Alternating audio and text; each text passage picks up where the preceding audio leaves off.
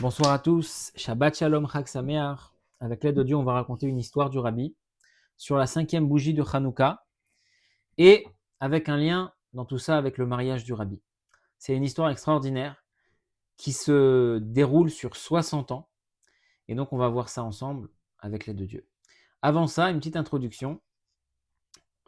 Pourquoi le 5e soir de Hanouka, c'est un soir si spécial? On a une tradition chez les Chassidim depuis le Baal Shem Tov que le 5e jour de Hanouka, la 5e bougie de Hanouka, c'est un soir très spécial qu'il faut fêter particulièrement. Alors pourquoi?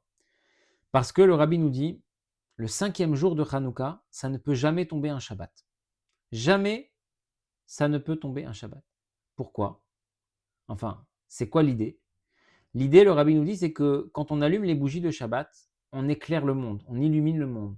On va ramener de la lumière pour éclairer l'obscurité.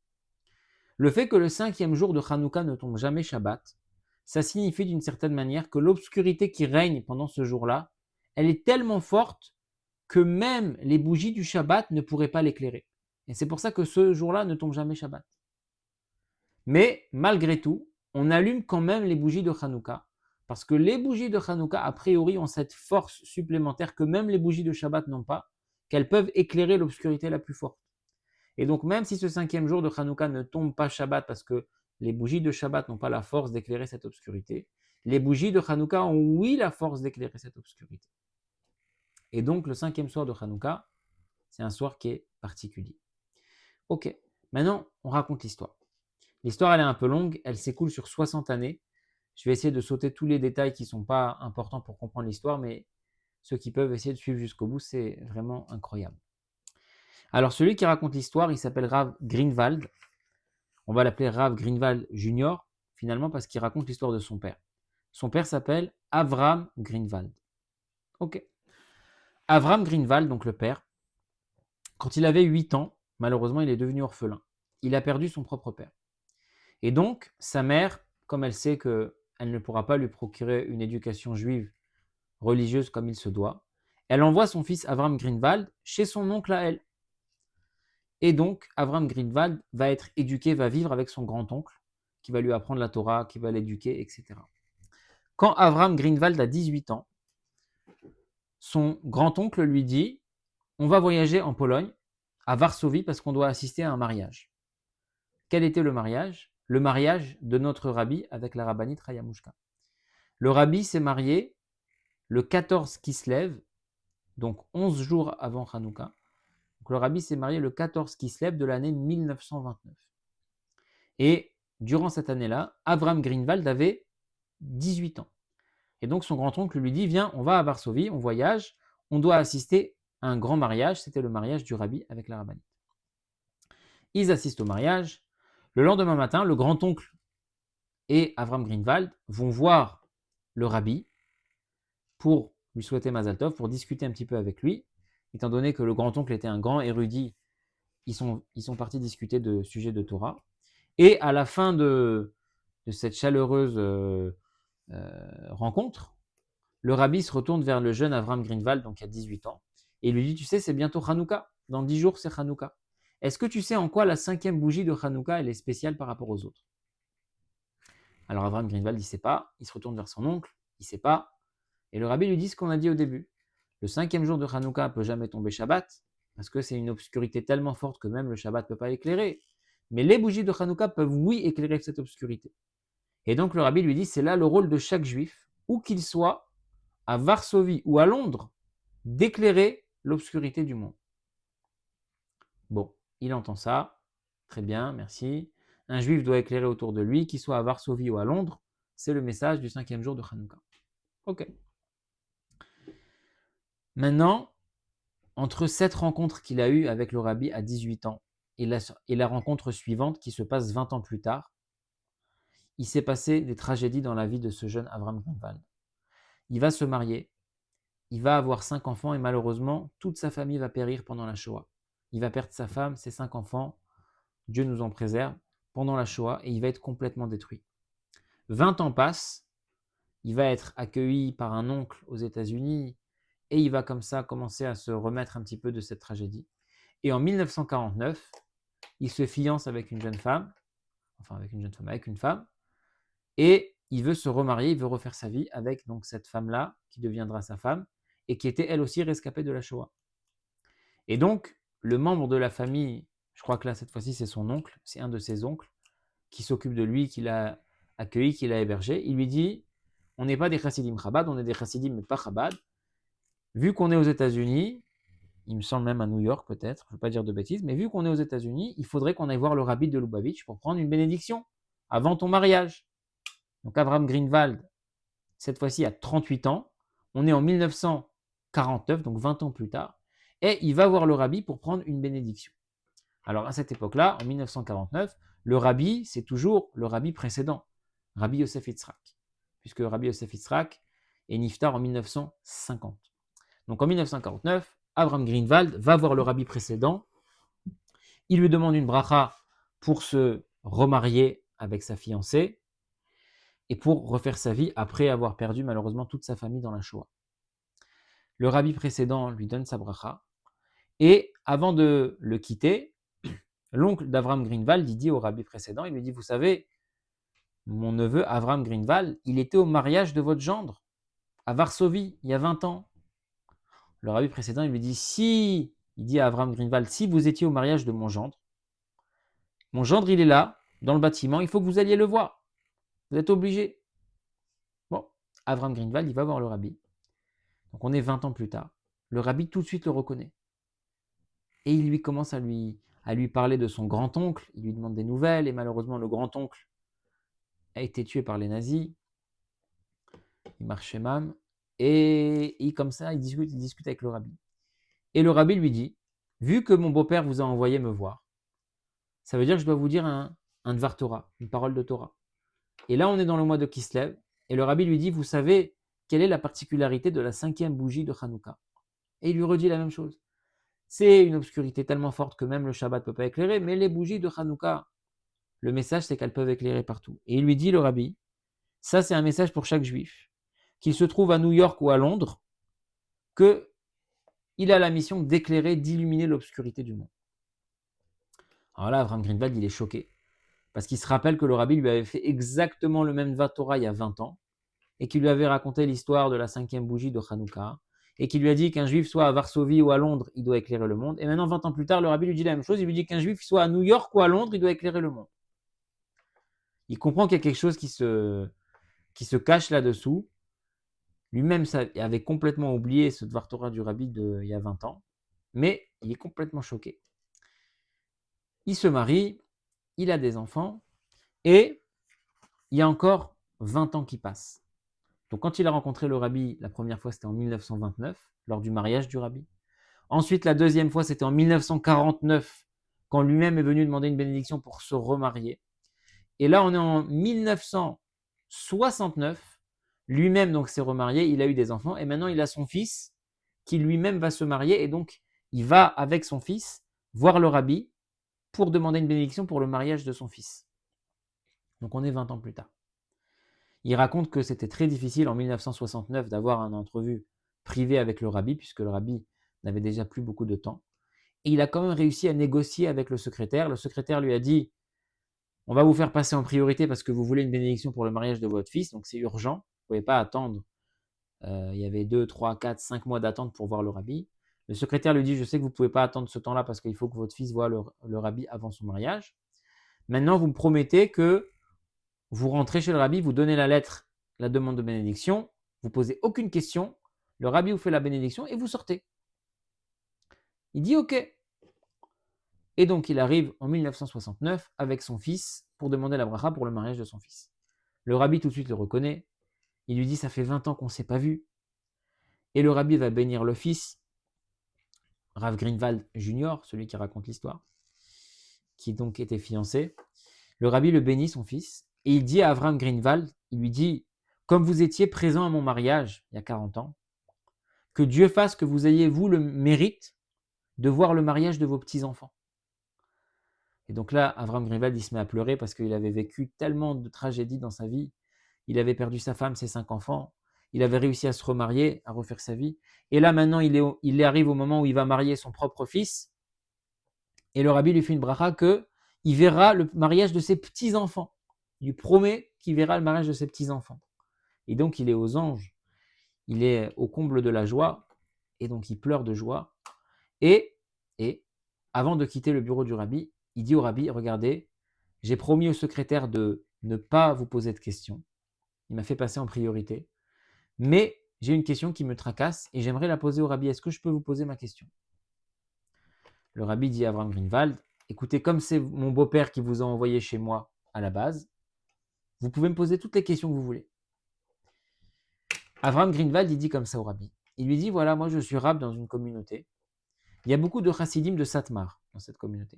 Les chassidim de Satmar, il faut savoir que c'est une autre chassidoute qui est sur bien des égards opposée à Chabad, dans le sens où, par exemple, chez les chassidim de Satmar, c'est très mal vu d'aller dans le monde extérieur, c'est très mal vu d'essayer de ramener des juifs qui sont loin de la Torah au judaïsme. Pourquoi? Parce qu'ils considèrent les gens, les juifs qui font des avérotes, comme des réchaïm, comme des pécheurs, et donc c'est une très mauvaise chose d'après eux d'aller dans le monde, d'aller se rabaisser dans le monde pour essayer de ramener des juifs à la Torah. Le mouvement Satmar, c'est un mouvement qui est très refermé sur lui-même, qui va prôner plutôt une isolation par rapport au monde. Rien à voir avec la vision du rabbi, justement, qui dit qu'il faut aller chercher chaque juif, et que Mashiach ne viendra que quand chaque juif aura fait tchouva, et que chaque juif est important, et qu'on ne peut pas avoir la vraie rédemption s'il manque un seul juif, etc. Ça, c'est la vision de Chabad. Satmar, ça n'a rien à voir. Chacun reste dans son monde, on étudie, on prie, on ne se mêle pas au monde extérieur, on ne se mêle pas aux juifs qui sont des mécréants, et voilà, bon, c'est tout un mouvement particulier, les Satmar. Avram Greenwald, il dit au rabbi, moi je suis rave dans une communauté, il y a beaucoup de chassidim Satmar, et donc malheureusement, j'entends beaucoup de choses, de critiques envers le mouvement Lubavitch.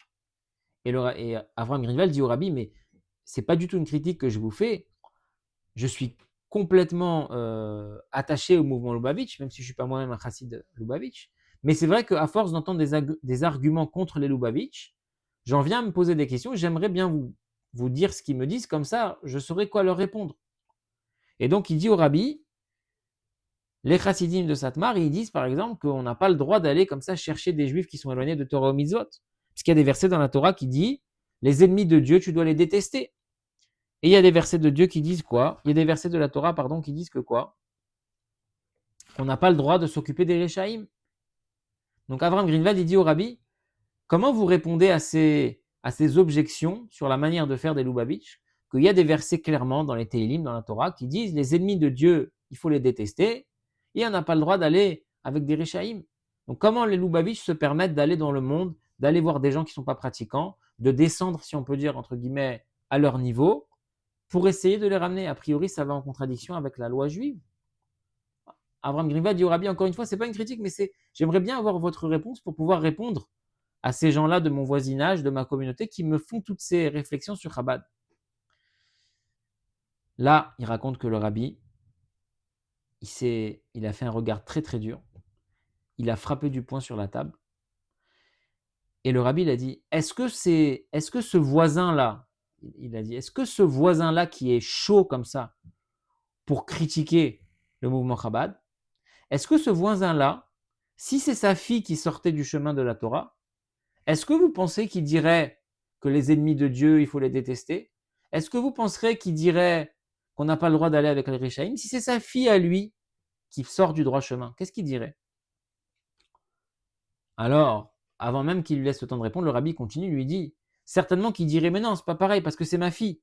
Et il y a aussi un verset dans la Torah qui dit qu'il ne faut pas se séparer de ses proches.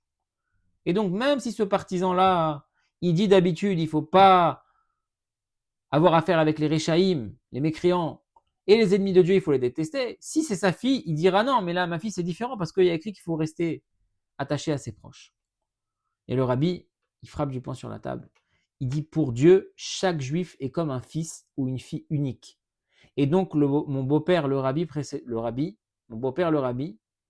a fait comprendre que pour nous, chez Chabad, chaque juif, c'est comme un enfant unique de Dieu, et donc chaque juif, c'est considéré comme un proche, et donc on n'a pas le droit d'abandonner aucun juif.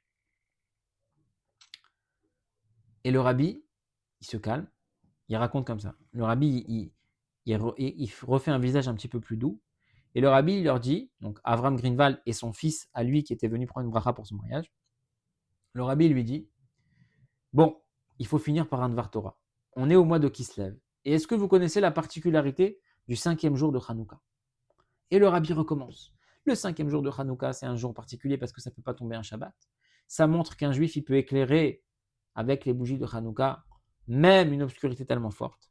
Et le rabbi lui dit, c'est ça le rôle d'un juif, qu'il soit à Toronto ou à Londres, d'éclairer et de répandre la lumière dans le monde entier.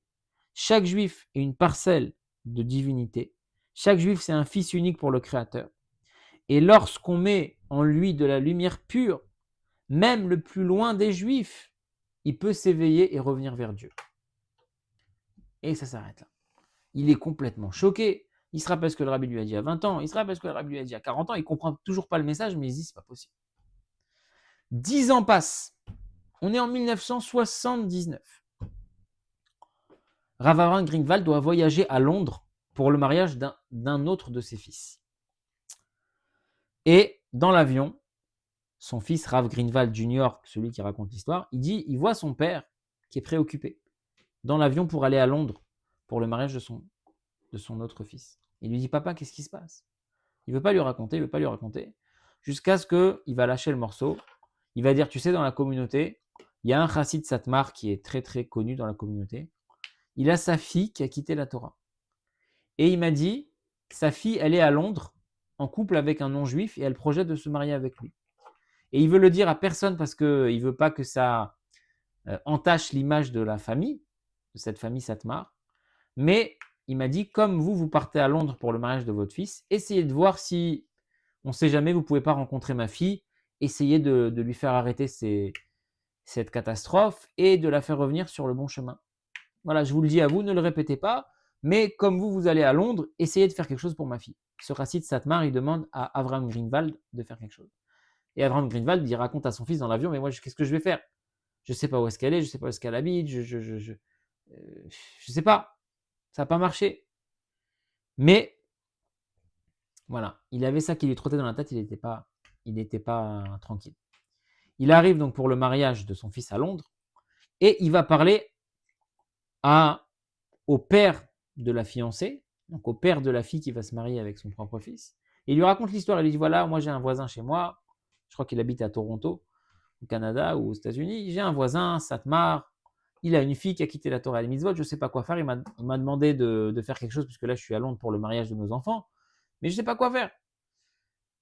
Le père de la fiancée, il lui dit, regarde, il y a un grand chassid qui s'appelle Avram Yitzhak Glick.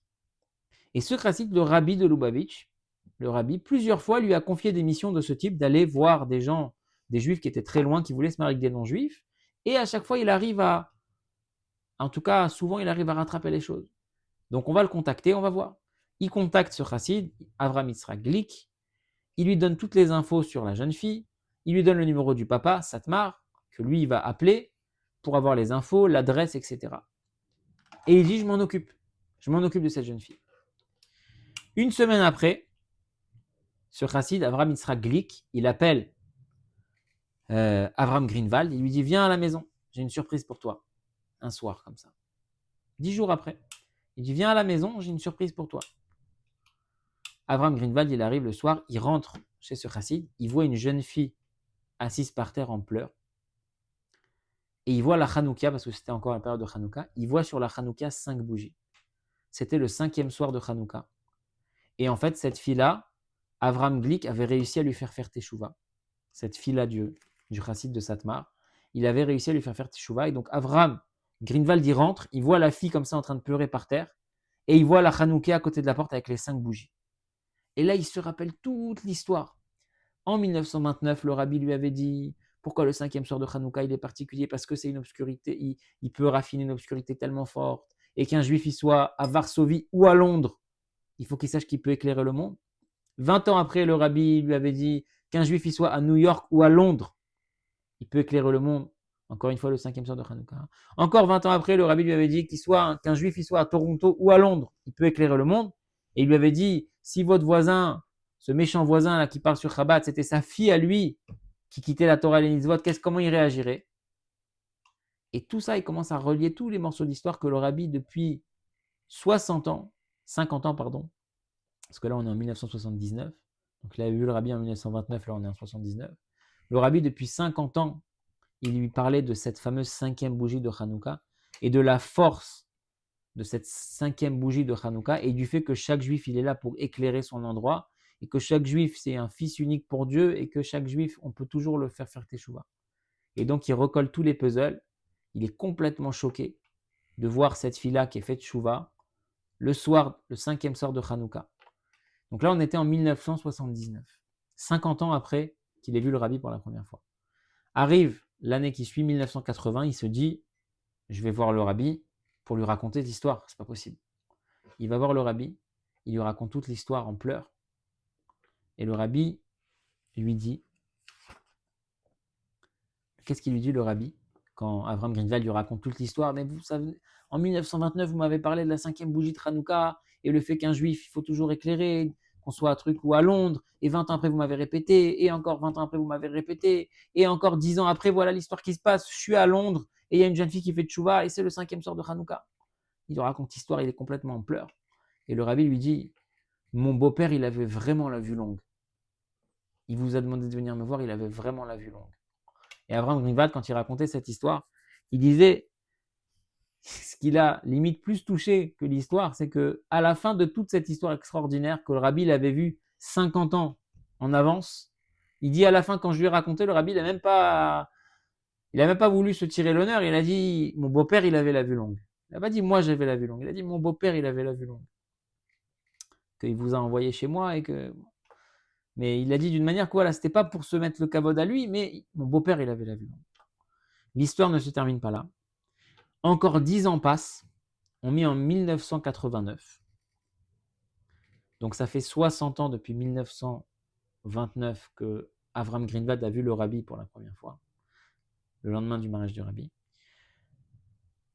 Rav Greenwald Jr., donc le fils, raconte que sa fille à lui s'est mariée le 7 Kislev 1989. Ils ont fait les Sheva Brachot, les 7 jours de festin.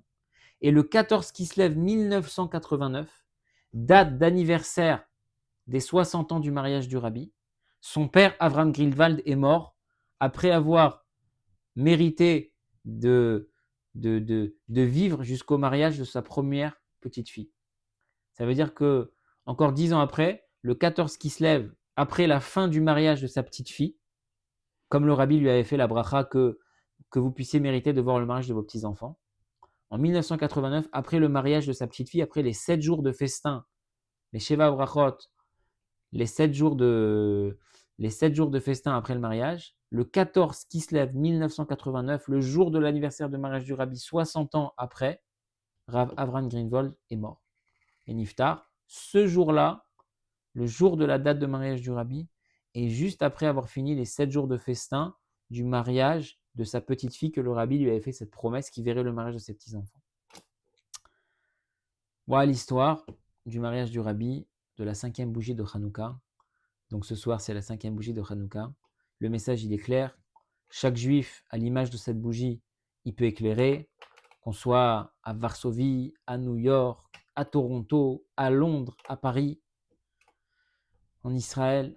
Un juif, il peut éclairer son entourage et qu'avec l'aide de Dieu, on puisse mériter très très prochainement d'aller des lumières de Hanouka vers les lumières du Beth Amikdash. Amen.